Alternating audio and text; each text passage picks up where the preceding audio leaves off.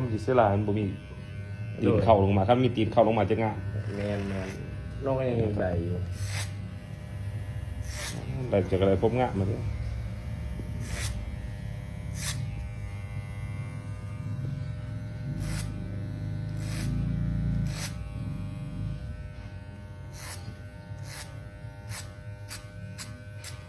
เวลาไอเจียงขวาพูนบ่ให้เจียงสูงเลย มองสูงเลยสบายเนาะ โดย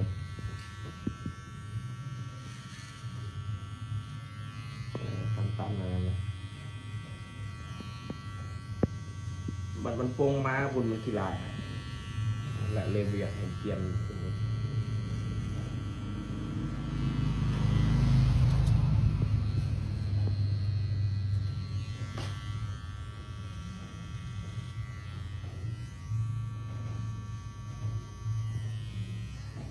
จะได้ปีใหม่แต่มากกันหมดเดียวปีใหม่สักคนวงหนึ่ง บ่ได้มาต้องหากันมาวันที่17นะ สมมติว่าเราจะเก็บ อยู่พุ่นอะไรเพราะว่ามันเฮ็ดเวียก14 พัก 7 จะอยู่กระลึ่มแต่ฮะ บ่อยู่วิระบนไหนอยู่สวรรค์ วิระ บ่คำเชโปนบนไหน ก็เกิดไว้จะยิ่งอยู่กระลึ่มร้ายอาหารตัดผมแล้วเนาะ ลาย ได้ยินมอเสือมาเลือกเขาเลยนะ อ่านลายนี้มันก็อยู่วิระบ่มันอยู่ใส่ คือกันวิลา ตัวเมืองวิระหรือบ่ อยู่ในตัวเมืองเลยเสือมัน เด็กเจ้าผู้มาสุดก่อนอันไหน บ่มอเสือเสริมอยู่นะมันไป โอ้ เดียวกันเดียวกับพวกเจ้าเลย อ๋อมันผู้อันนั้นมาแอบตัดผมน้ำจ่ามันผู้อยู่สวรรค์มันอยู่บ้านไหนก่อน จังหวะดื่มบาน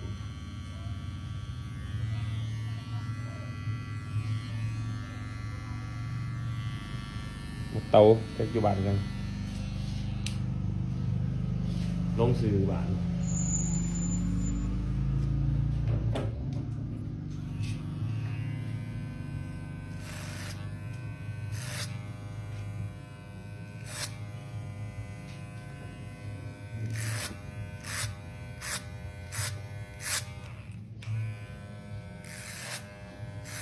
เมืองวิลาบุรีซ้ำบ่เมืองกระดึมเขาถ้าพอมันกันบ่ ซ้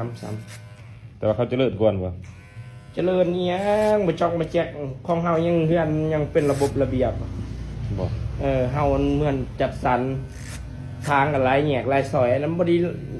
หลายแยกหลายซอย เช่นเดียวบ่ เขาก็เจริญแต่เฉพาะแต่ในเมืองอะไรปานนั้นเมืองเศรษฐกิจได้หั่นไหนเขาว่าบ่คำเสียโปนอันที่จริงอันบ่คำอันวิลาบุรีเพราะมันขึ้นกับเมืองอันนั้นวิลาเสียโปนแต่อันนั้นหั่นก็แต่บ่คำมันก็โคตรไกลเลยจักเขาได้ลักพุ่น เมืองวิละ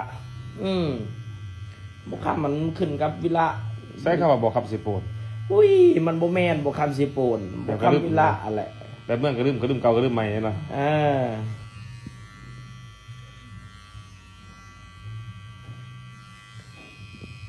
วัยรุ่นซ้ำอันนั้นร้านเพิ่นนี่เขาบ่ได้เฮ็ดเวียกเฮ็ดงานไหน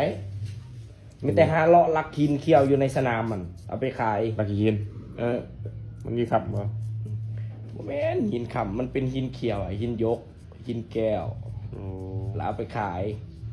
พวกหินอันนี้มันเป็นหินที่ขึ้นแบบจักสิเอิ้นว่าจะได้มันเป็นหินที่หยังวะมันมีอันสารทองสารอันค่ำปนเปื้อนมานำมันนะ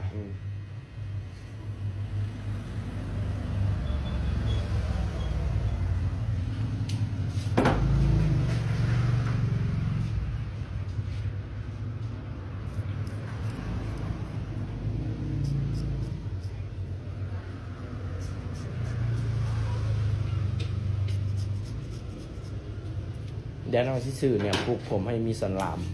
เห็นน้องหักมันปลูกแล้วได้ ปลูกไร ได้ ส่วนละ ปลูกได้ แล้วถ้าปลูกผมเป็นไงพี่มันปลูกผมส่วนไรก็ยังหัวหลังคือเก่า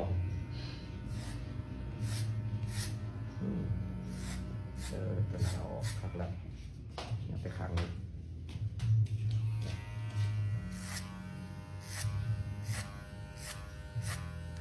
อยู่พุ่นน้องบริเขาห่างเขาเลย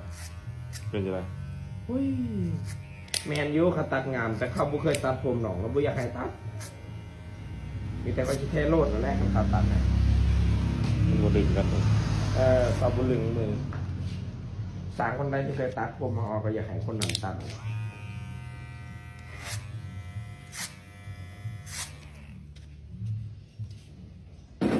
ตัวนี้มันบกเขามาไหนวะมันบกเขาเขา ภาพเขาภาพเขาแล้วมันเนี่ย น้องบ จะ ก บ่ มาม าก กวะ บมากให้ซื้อลวด มันซื้อลงเลย คำมาลักใส่ บอกมันโค้งสิมันก็งามมีเสน่ห์อย่างหนึงจะบ่มากอ๋อสิอย่างเงี้ย เอาออกไปเลยอ่ะบอกออกอะไรยุ่ม ว่ามันโค้งร้ายเนาะ อืม ประมาณนั้นเนาะ เลย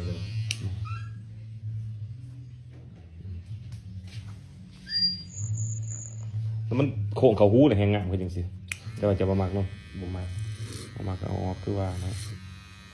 เขาเสียบเดี๋ยวแต่ผู้มักอีหยังตัดจังซั่นก็ตัดของเรามันแล้วเขามักบ่แม่นเฮามักเนาะ ส่วนไหนญี่ปุ่นเขาสั่งไม่ได้มันบ่ตามใจเขาเลย สั่งบ่ตรงปกว่ะ สั่งจังหนึ่งตัดจังหนึ่ง เขาบ่เคยกันก็แน่ว่าเนาะ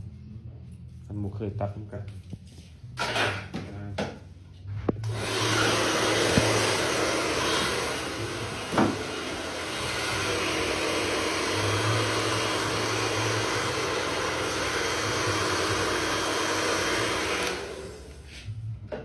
ผมนี่สิมันก็พอตัดอยู่ผมงะฟาดหัวเขียนออกมาวีดคุ้มกึกคุ้มกึก สงสัยบ่เคยสระ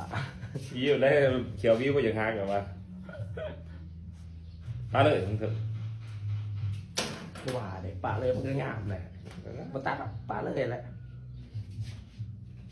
ปาเลยมันจะเป็นลักษณะหลักไซส์แต่ว่าถ้าวิวพวกอันเดอร์คัตถ้าเป็นหลักไซส์มันก็งามกัน ปะเลยปะก็ปะครับ อยากบ่อยากจะก็มาเก่าแต่แบบผมอยู่ แมน